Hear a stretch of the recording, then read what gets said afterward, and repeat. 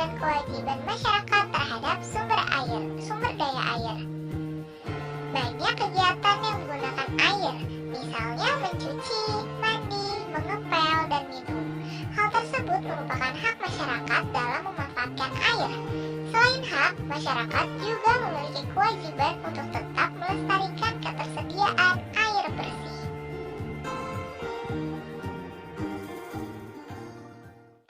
Berikut beberapa kewajiban masyarakat terhadap air. Yang pertama, mematikan keran saat tidak digunakan. Yang kedua, menanam pohon di pekarangan rumah. Yang ketiga, tidak membuang sampah ke selokan. Yang keempat, mandi atau mencuci pakaian dengan air yang cukup. Dan yang kelima, tidak menebang pohon yang dapat mengganggu kelestarian air.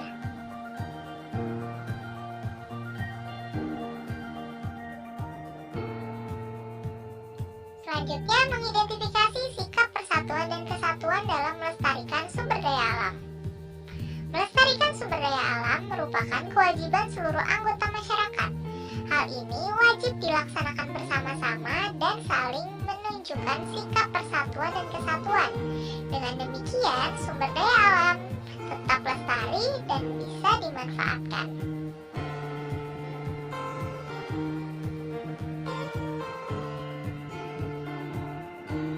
Berikut beberapa contoh sikap persatuan dan kesatuan dalam melestarikan sumber daya alam, yaitu yang pertama, kerja bakti membersihkan selokan yang penuh dengan sampah. Yang kedua, bergotong royong membersihkan sungai dari sampah. Yang ketiga, bergotong royong membangun sarana kebersihan. Yang keempat, menanam bibit pohon di sekitar taman. Selanjutnya, mengidentifikasi usaha pelestarian sumber daya alam.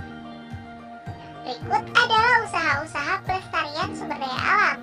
Yang pertama, mendaur ulang botol plastik bekas untuk dijadikan pot tanaman. Yang kedua, menggunakan energi alternatif seperti cahaya matahari untuk pembangkit listrik. Yang ketiga, menangkap ikan dengan jaring tradisional. Dan yang keempat, menanam kembali atau reboisasi lahan-lahan yang gundul.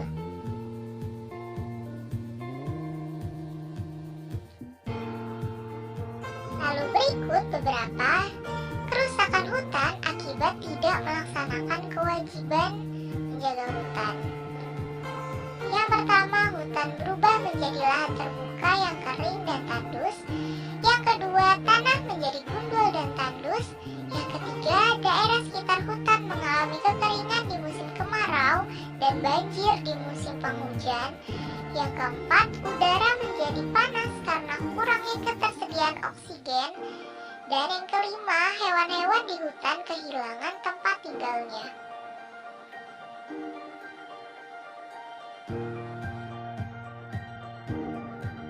Selanjutnya, menjelaskan akibat tidak melaksanakan kewajiban. Menjaga sumber daya alam yang terdapat di lingkungan sekitar merupakan suatu kewajiban bagi setiap warga negara. Apabila kewajiban tersebut telah terpenuhi, maka kita pun dapat menerima hak untuk menikmati sumber daya alam tersebut.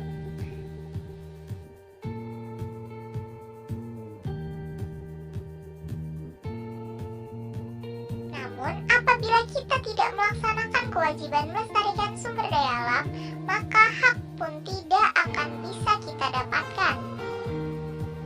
Misalnya, apabila kita membuang sampah ke sungai, maka sungai tersebut akan semakin menyempit karena sampah dapat menyebabkan banjir.